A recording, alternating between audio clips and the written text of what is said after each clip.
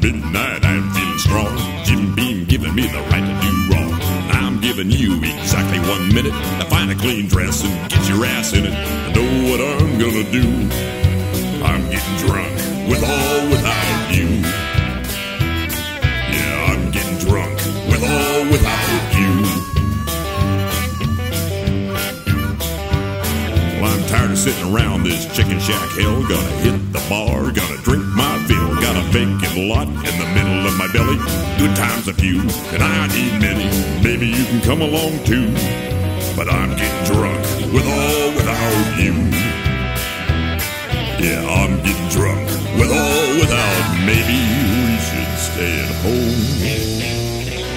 Leave our well-enoughs alone. Call our mothers on the phone. Hello, Mama. Let's talk about one of the most outrageous, filthy, and funniest games that came out in the 90s. Redneck Rampage is a first-person shooter game developed by Xatrix Entertainment and published by Interplay in 1997. Interplay also published other well-known games like Earthward Dim, Fallout, and Baldur's Gate, to name a few. It's set in a fictional town in the southern parts of the United States, where players take on the role of Leonard and Bubba, two beer-loving, shotgun-tooting, tobacco-chewing, pork-loving rednecks who have to fight off an alien invasion. Well, you play as Leonard and ends every level with you having to find and rescue Bubba.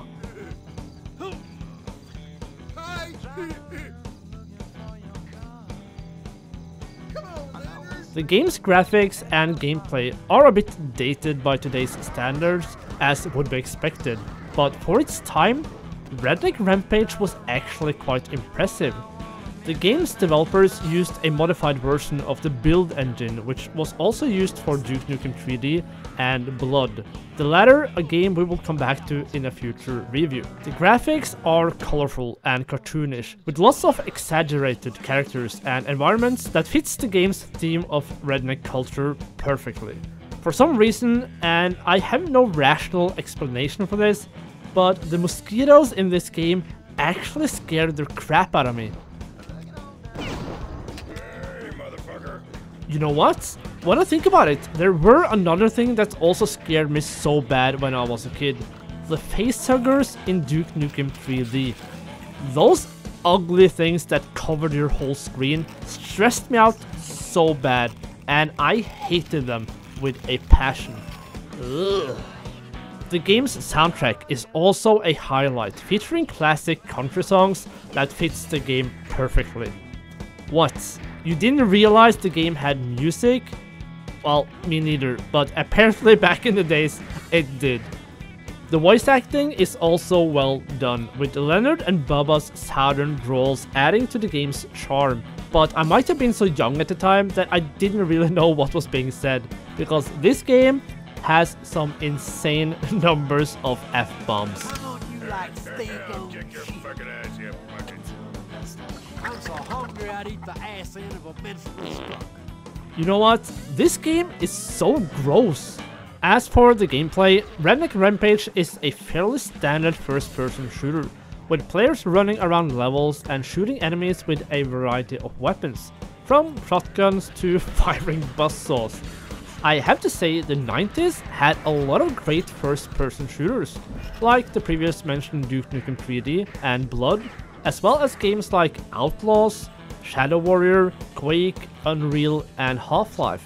The competition was insane, and it was easy to miss out on this game back in the days. Where this game truly shines though, is in its insane amount of pop culture references. I'm not going to spoil them all in this video. Even if I wanted to, it would take far too long, but there is probably more than you can even imagine. One thing I did notice though was the movie posters on this level.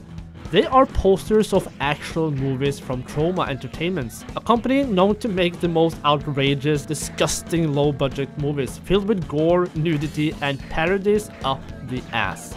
It was created by Lloyd Kaufman, and their most famous release was the movies of The Toxic Avenger.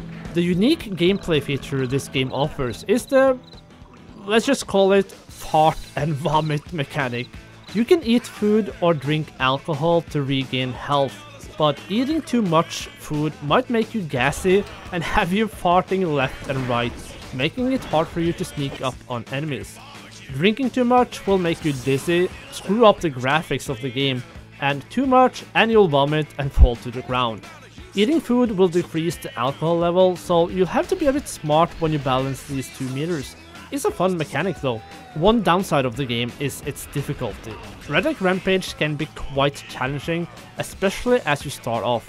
Your health will deplete pretty fast if you are not aware of your surroundings. But that might just be me not being the best at these sort of games. It can also be cases of the classic where the fuck do I go instances through the gameplay, which again wasn't abnormal for these types of games.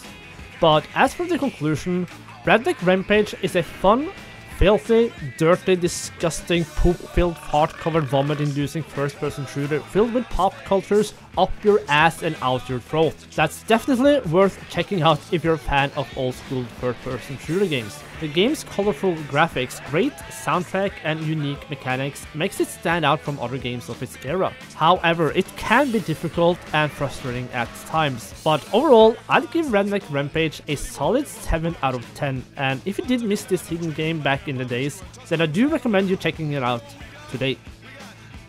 Chew on that, you pile of crap.